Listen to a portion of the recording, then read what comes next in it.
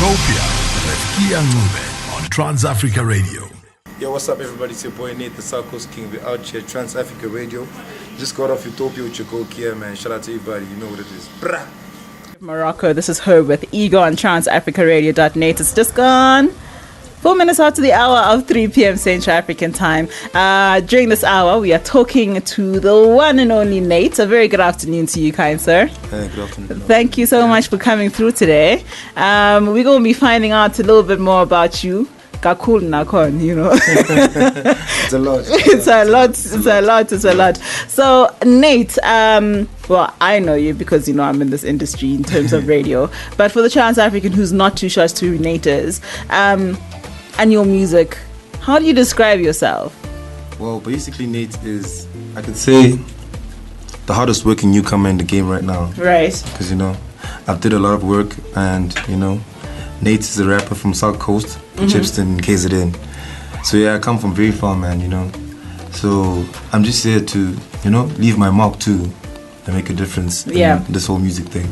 How long have you been in Joburg? How long have you been in Gauteng? I've been in Joburg since 2011. And how's the atmosphere or the tension, not really tension, but, you know, different places have different vibes. Yeah, they have it's a whole different vibe from the whole KZN thing, because this side is more competition and more, you know, it's more, things are more faster this side, you know. Basically, if you don't make it in Joburg, then you can't make it anywhere else in South Africa or in Africa for that fact. So it's that concrete jungle that you need to conquer. It's the jungle, man. It's the jungle, you know, it's crazy. Do you ever miss like the KZN vibe a little bit in terms of... The coast is very nice because you have to go there a couple of times, you know, because you get a lot of things that side. So I do go there quite often, so yeah. Would you think about going back to the South Coast? I would settle there, but I wouldn't live there like full time. In terms of a musician and things like that. Surely, and I'm sure, of course, like you're saying, there's lots of competition as well. So surely the Joburg, it's one of those situations, if I don't do it today, someone else is going to take it. Yeah, it's always like that. It's always like that. And the thing is about Joburg, there's a lot of con artists. So even people who are not doing what you're doing, they also see themselves as celebrities too. Everybody's a superstar. You go to a club, everybody's trying to shine there. So even when a real celebrity comes up, now like everybody just acts like too good for those guys or whatever, you know. So yeah. It's crazy. And why did you decide to actually just go into this whole music thing? What was it about music that captured your heart? Well, I could say music found me basically. I didn't really chase the whole music thing. It's not like I did it because I was studying in Northwest University in Naval, so I finished my degree there like 3 years ago now. Yeah. So yeah, then after that, I always liked music, you know, everything. The whole music vibe and all that stuff. So I tried it out and it was really working for me and I really liked it. And I spent most of my time doing it. Yeah. So then, you know, then I just thought to myself, maybe this is what I'm actually here for. This is your thing. This is my calling or whatever. What were you studying? BA Psychology and Sociology. So you know how to make those songs for people. Work their minds just a little bit. Straight to the friend zone. Drive you straight to the friend zone. But do you mix your psychology into your music a little bit? Mind games, you know. Yeah. Like how does your psychology degree, how does your psychology background help you with your music though? Well, I can see a lot of people try to test the boy, so you know, I get to observe a lot of things from far and see like people's personalities and how it helps me a lot with understanding people and like to foresee how they perceive what I'm telling them. Right. I'm putting in my songs. Yeah. Okay. So Nate is in the building, Mr. Friendzone, Mr. Gakulu, aka Too Much. You know, so much. It's a lot. He has his EP out. He released his EP last week, Friday. It's called Chosen One. Yeah. I like that title. We'll come back and talk more about why you called yourself the Chosen One. Yeah. But before we get into it, you're single with Benchmark. Tell me a little bit more about that. How did this collaboration come together? Why Too Much? Why Gakulu? What was it? What happened? Nate, what happened well, actually, the whole story about the song is that I actually did a song quite some time back, you know. And me and Benchmark have known each other for like quite a long time, for like 2-3 years now, I think. I'm not sure. Yeah, so it was that time, like, yo, dude, we haven't really worked in anything, but we've we're in the same business and we haven't really worked on anything together. So let's do something. So it was that, man. Basically, the song is just about us telling our stories about where we come from and what we deserve. What are we doing now in life? We're just stunting on people, but not in a very arrogant way, but in a way where you explain, okay, I've worked hard to whatever. To be where I am. Yeah. Now I'm in a better situation in life. And, just telling people the lowdown of, the success and the struggles that we go through. All right. And where we're at right now. Okay. Yeah. So basically the journey of life of the music industry as well. Yeah. All right. Nate is in the building. +27792544329 is the WhatsApp line. Let me know as to what you want to know from the young man. Psychology degree, this one here. Playing mind games in his music with you. He's featuring Benchmark on this one. So basically, you're telling us about the journey that you guys have been through. Yeah, I actually really like that. I like your vibe. I really do like your vibe. Yeah, it's very jumpy. Because I'm one of those individuals. I may not understand what you're saying, but if you give me like a nice vibe, then I'll chill with you until I understand what you're saying. You know what I'm saying? So good one on that one. Congratulations to you on that one. So your EP is called Chosen One. Why Chosen One? What is it about you that is also chosen, Nate? Well, I'm a guy who believes in God a lot. So basically, I named the title of the EP Chosen One because I felt like I was chosen this year to step up, to step up, and I put it to myself that I have to do it, and let me just show people what I can give them. Because you can never be chosen to do something these days. You have to choose yourself and stand up and lead. Yeah. And was it pretty easy for you to choose yourself? Yeah. Or was it kind of a journey? It was quite of a journey. It was very long but short journey. Yeah. And who did you work with on this album besides your Benchmark? You also have Zola on this one. How did you get Zola on the track? Actually, that's such a funny story. That's such a funny story because the Friend Zone song, I recorded the song last year around June. So when I did the song last year June, I just did the hook and everything, the first verse, and like a 2-3 bar nyana on the second verse, and I left it unfinished like that. So a year later, Zola walks into the studio. He's like, "Yo, let's do something. Let's work on something. Play me your music." So I played him like 2 songs. The first song I played was Friend Zone. So when I skipped to the second song, I was like, "Go back to the first one." Yeah, I started recording. Press record. Let's record. And we didn't even like really know each other before then. So he was just like. So he just walked into the studio and jumped on the song. Wow. You were able to do that without having like a really strong foundation as this person. But had you met him a couple of times before? Yeah, but not really. Not spoke to him, like chilled and spoke about anything. Never really. Was just so see me, hey Zola, Khutman, everything. And he's a Khutman that way. Yeah, he's been in this industry. Do you still does he give you like some advice now? Yeah, we do actually. We see each other like twice a week now. Yeah, that's good though, because you have someone that's been in it. It's very good. It's a very good mentor, because he knows a lot about the industry and how things work, and What have you learned from him thus far that you're gonna keep for a hot minute? Well, Zola the main thing that I got off him is basically, I mustn't lose myself doing this whole music thing when everything comes in. Although everything might be fast because we're in Johannesburg and everything, all that stuff, but the most important thing about music, you mustn't lose yourself, because of all the fame and all the money and all that stuff. Yeah. So you must just stay true to yourself throughout the whole journey. Then you'll be okay. Then you'll be good. Yeah. You'll be real. And don't forget to pray. Are you plugging someone? Who did you work with on this album besides Zola, Benchmark? Who helped you in production and all of that? The guys in the production is MSA on the beats is my producer. One of the guys that's been producing most of my songs. Mostly 90% of them. So shout out to MSA. He was the one that did the whole producing, mixing and mastering of the whole thing, put together by MSA. Yeah, and I worked with Endo. Shout out to Endo. I worked with Tolesmo. I worked with Steelo Mike, and I worked with Blacklist. I worked with Nana Arta, one musician from Durban, it's a female, and Tamasha. Oh wow! Yeah. Who is Tamasha?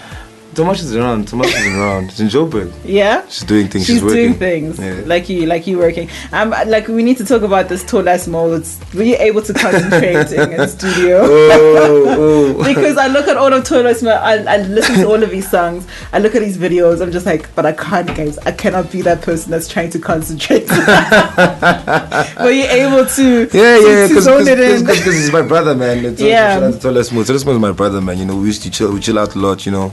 Yeah, so it's my boy. So yeah, we vibe a lot. We got quite a few tracks with him. So this was the one that actually made the EP. Damn it. Yeah, it's crazy. It's a crazy track. It's a crazy track. Just get the EP and listen to this track. It's like crazy. It's super crazy. And funny thing is, it's such a dope ass track. And what people would think of Tolas was that is a joker and everything. He's a comedian, but he's actually doper than most rappers in the game. That's the funny thing, though. You know. But like that's the truth, though, because Tolas Mo's got some bars. And it's crazy. Do you know how many shows we killed together? We killed so many shows, man. It's crazy.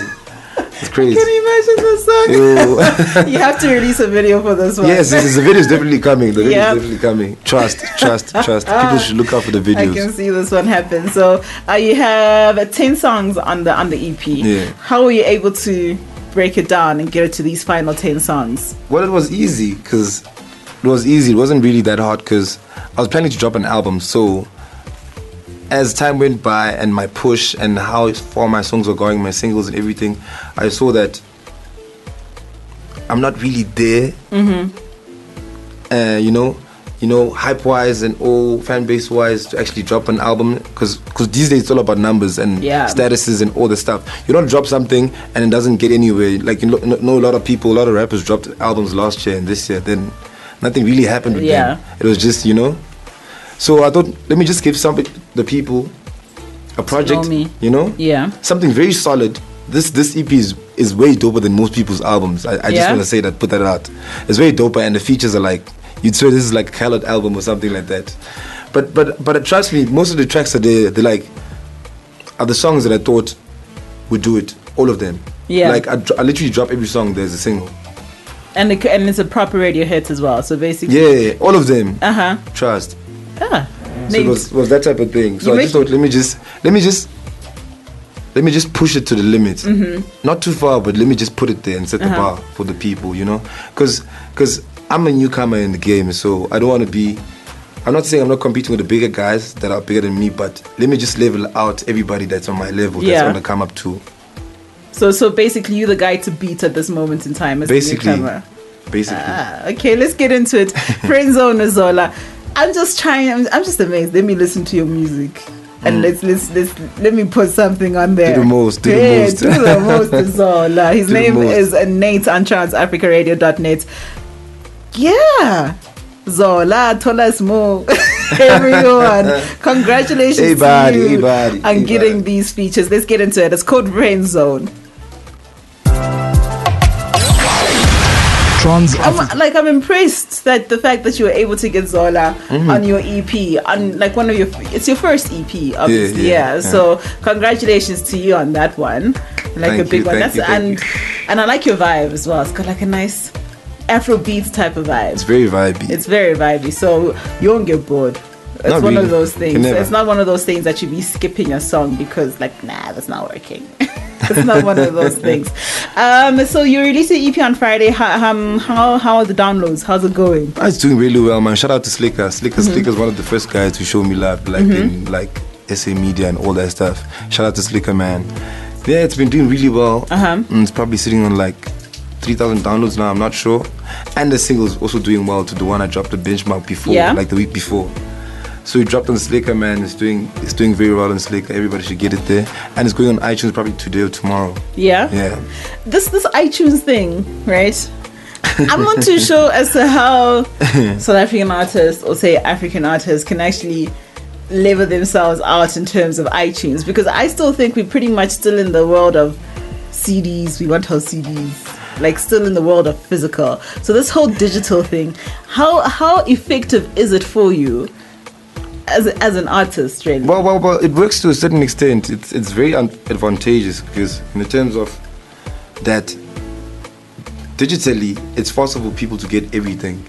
Yes, that's true. So now if you drop an album or a song today, it's faster for somebody in Eastern Cape or in Cape Town or wherever across the world to get your song. Unlike if it was physical now, it's very good in terms of income, you selling CDs and making money, but most people don't get the product because it's unavailable to them, it's not distributed to wherever they're at. You understand? Okay. So digital works to a certain extent. Plus, we also need the physical copies and all that stuff, you know, because some people are very sentimental. They want the real product. They don't want to download stuff for free. They don't want to. They want to be. They want to have the copy so they can, you know, look at it, smell it, touch it. It's all about the love, man. It's all about the love. So it depends on what's your taste. Most people in different genres, there's different types of consumers. Like in hip hop, mostly it's downloading, doing all that stuff.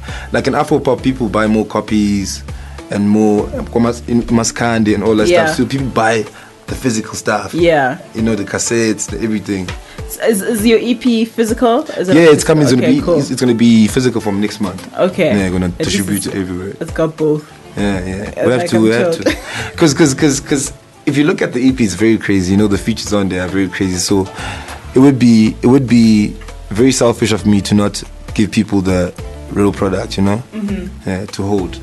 So you definitely go in both ways. And I'm definitely. Are you in terms of sentimentality as well? Are you one of those individuals that, you know, once I put it out, let me keep a physical copy for myself? Yeah, I have to. I'll probably print like a whole big ass poster and put it on the walls, like, hey. Yeah, and just put the CD there, like, yeah, you know, because it's a step for me. It's like an achievement. Because in music, there's a lot of ways to be very sentimental with whatever you're doing. In music, when you drop an album, that's an achievement for you. That's like a trophy that they give you. It's like, okay, I've passed this step. You did the first album, or you did your mixtape. You've passed it. You must write it down, put it in your CV, put it wherever. You know, do the next one, drop this single did this well, all this stuff. So just document everything, because that's your life. Yeah. In terms of music. Yeah, keep it. As in, like, somebody who has a 9 to 5, you know, they start working, they get a promotion, something like that. It's also like rewarding yourself or giving yourself a promotion when you do the whole EP thing. You drop 2 singles, you have to drop an album now. People, you know, you have to level up. So it's always like a step going ahead. It's like a milestone that you go past, or reached. And how does it feel to actually finally have this EP out? Yo, it's such a relief, man, because most of the music, I wanted to get most of the music from the EP out, but it wasn't going to be a smart move for me to do like singles of every song or that stuff. So I thought to myself, if I'm not dropping an album, let me just do an EP and put everything inside it, then I can shoot like videos for all the and just drop them after that, you know. Yeah. But now I wanted people to have like the project, you know, the catalog, because I felt like I've dropped so many singles that, okay, some people were still doubtful that, okay, this song might be dope, Friends One is dope, and Shisabe was dope, or this one was dope, but where's the project? Because people always want that validation. It's like, oh, they need the project in order for, like, let me listen to 5 songs. Yeah. It's like, I'm done. This guy's the best guy. Or he's top 3, top 5, whatever. You understand? Yeah. So that's what I felt like. So I had to give people the catalog so they can, like, decide from there for on. themselves. Yeah. As to, like, do I go further? Yeah, where's this guy, you know? Where's he coming from? Do I continue listening to this guy, you know? Yeah. Yeah. And like you said, you have over 3,000 downloads, so obviously people are with you. And you know, I think shout out to everybody that I worked with on the album, man. They really helped me a lot on the album. You know, they contributed majorly on the success and how the album the EP is doing. What did you learn about yourself in the process of making this EP? Like, what's the one thing you learned about yourself? Like, this thing needs to change, or maybe. Well, or like personally, it doesn't have to be musically per se. Like, for example, I can be very impatient with myself. You get what I'm saying? So what about yourself did you learn about yourself through the process of making this EP?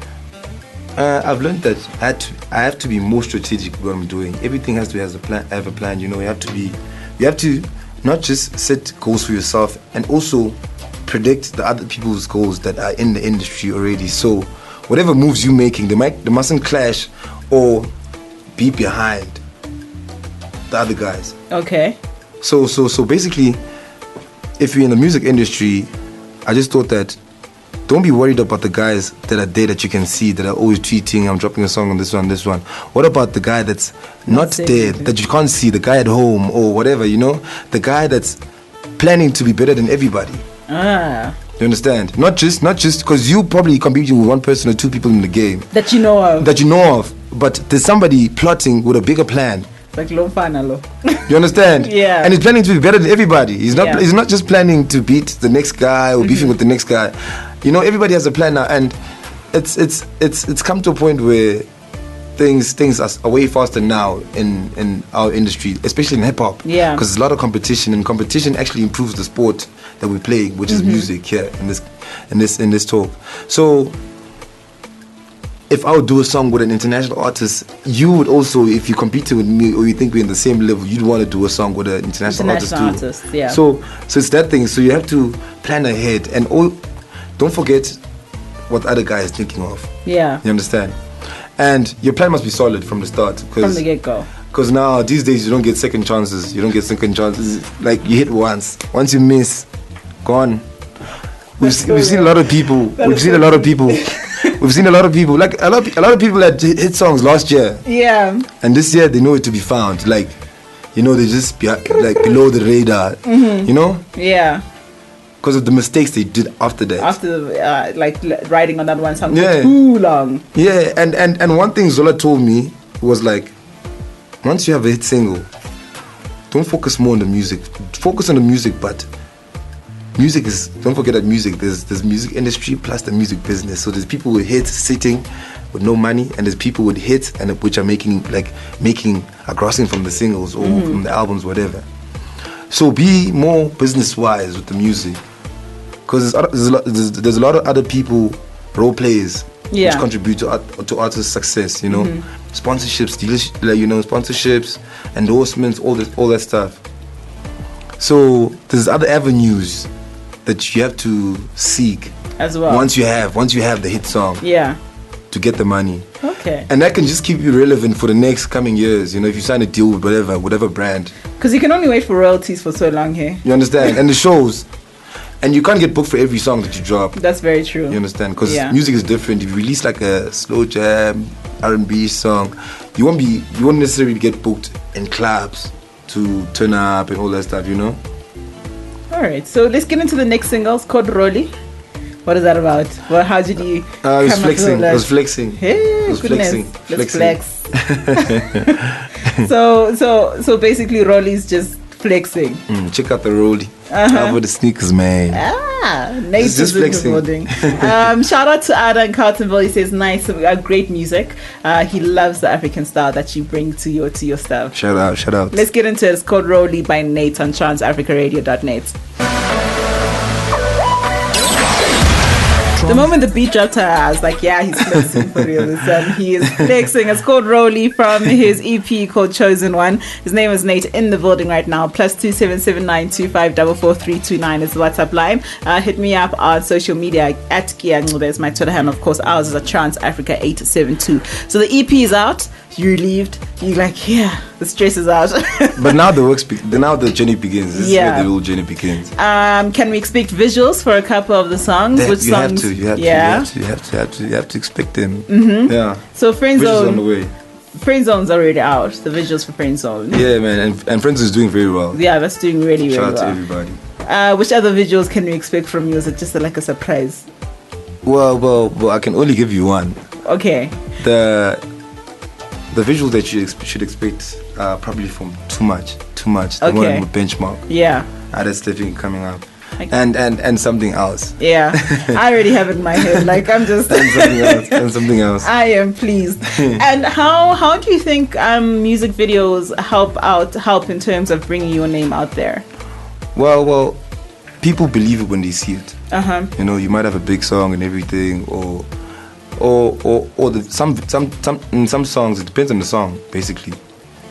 Some songs become hits because of the video. When you see the video, like, oh snap, it's crazy. Like the Mask Off one, like Mask Off Future. Yeah, that song's been out, but when you drop the visuals of the song, everybody was like, whoa, you know. So to help out a lot, and in terms of marketing the artists and putting a face to the music. It helps out in that sense. Plus, for promoters, you know, a lot of people won't book you unnecessarily if they don't know you. You know. Yeah. So So being on TV frequently, you know, getting rotation on TV and all that stuff, people seeing you increases the chance of you getting booked at gigs, you know, all that stuff. And I could say it's a different market from radio. It's a different market from radio because some people don't listen to radio at all, so they just watch TV the whole day. So you also want to get to those people to those sing at home. Beings. Yeah. There's those type of human beings in life. Yeah, you know. Yeah. So like you do reach you reach a different type of market as well in terms of music videos, right? And what when it comes to shooting music videos, how involved are you in the process? Because you know there's some people like, no, you're the director, you can like do what you want to do. Well, I'm very involved because the guy that's shooting my videos now is one of my friends. Shout out to Ayanda, Untamed Pictures. Yeah. So that's the guy that I work with mostly in the videos, you know. He's my guy, he's my boy, you know. So we just sit down and talk about everything, the whole concept, you know. And he tells me what he feels we should do, and if I don't like it or I like it, we find a solution or we meet halfway in whatever we're doing, you know. So I'm very involved because, you know, since he's my boy, I find it very easy to communicate with him on what I want, you know, and what we can do and what we can't do. Yeah. So we'll just say, okay, this one's gonna be too much, and let's not try and overdo it, you know. Yeah. Let's just keep it. Yeah. Because he has more experience in the whole video game. Yeah. And you're an independent artist, obviously. The struggles of an independent artist and concerned. I'm on this independent record label called CMG. Oh, CMG. Yeah. Okay. So we're just pushing on our own too. Yeah. Okay. Let's say the difference between being signed and not signed. What are the pros and cons? Yeah. It's very hard for independent like stables to do it out there because they go through a lot because they're competing with the bigger guys who've already been doing this, got all the contacts in the game and all that stuff. So yeah, there's difficulties, a lot of difficulties. We just have to, you know, try and find a way around it, around everything. And what's the one thing that you like about being not small, but say you have it's all on your own terms per se? It's better because I can drop music whenever I want to, and I'm more involved in my music than I would be, you know, somewhere else. And judging from what I've heard from people and, you know, how they treat them in record labels, all that stuff, you know. So basically, I feel like being an independent, you have more control over your craft and music and business side of the music and all that stuff. You have to say, I like just somebody just finalizing everything for you and all that stuff. Yeah. And you have quite a number of features on your album. Who else are you looking to work with in terms of locally in South Africa and of course the continent as well? Who would you like to get on your singles? Well, let's start at home. Let's start in Africa. Yeah. Well, basically the next guy that I'm going to work with now is Super Mega. Yeah. I want to do a song with him. It's a song I have actually that I want him on. So I'm just trying to, you know. Yeah, we're gonna get that sorted out during the course of the rest of the remaining part of the year. And in Africa, I could say Wizkid is a very talented guy. You know? Yeah, Wizkid is very talented. But he's on a roll now because he's working with everybody. He's just setting the bar too high for us. You know, some of the homies out here. But it's good. It's good for the culture.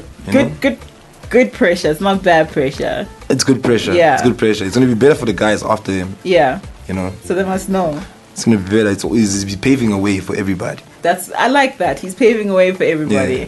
On this next song, I love the title and the fact that you have a person who's basically the title of the song, right? Golide. You have MSA and Steelo Mike on this one.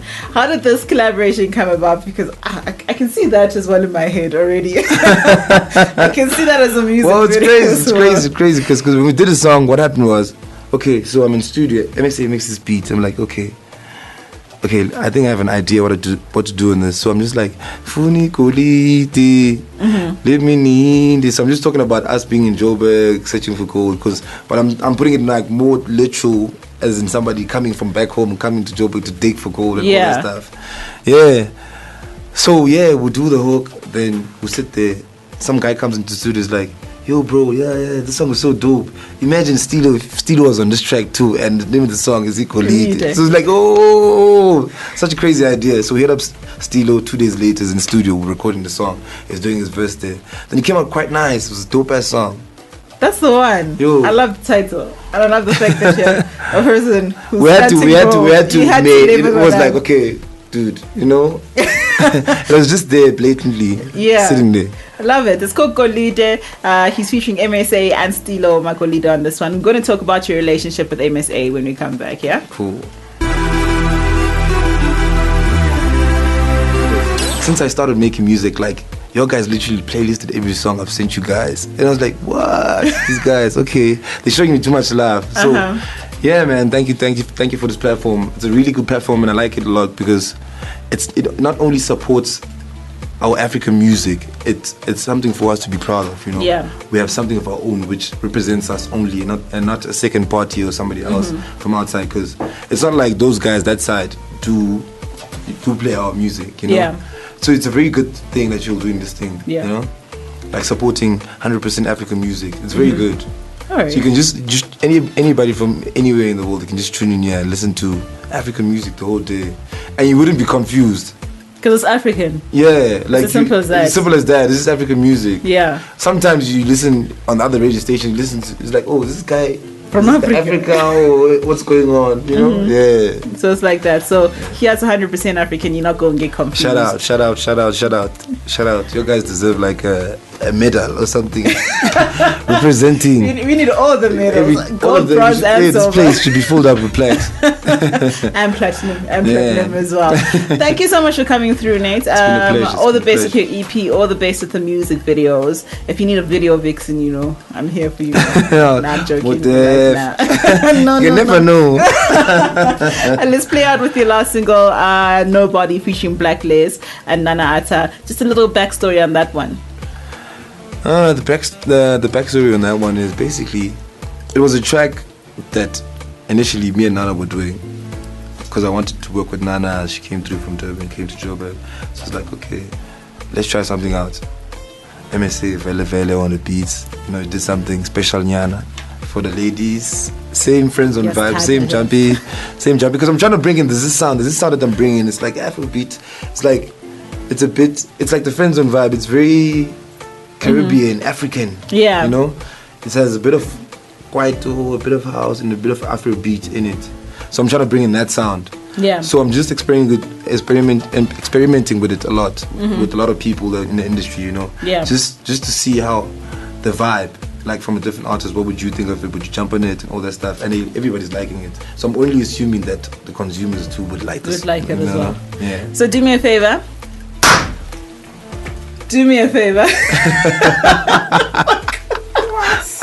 Wow! Yes, a light bulb just a light bulb just popped. Just popped in the studio right now. So do me a favor. Since it is your single, show me how great your radio skills are by introducing your new song. Yo, what's up, everybody? We're out here chilling with your boy Nate, South Coast King, all the way from the South Coast. You tuned in to Trans Africa Radio. You know what it is, man. Shout out to everybody tuned in the show today. And yeah, the next one is by Nate. The title of the song is Nobody, featuring Nana Atta and Black Liz. Yeah, we've heard that this is one of the best songs to come up from this country or the continent itself. So let's hear it out. This is Trans Africa Radio.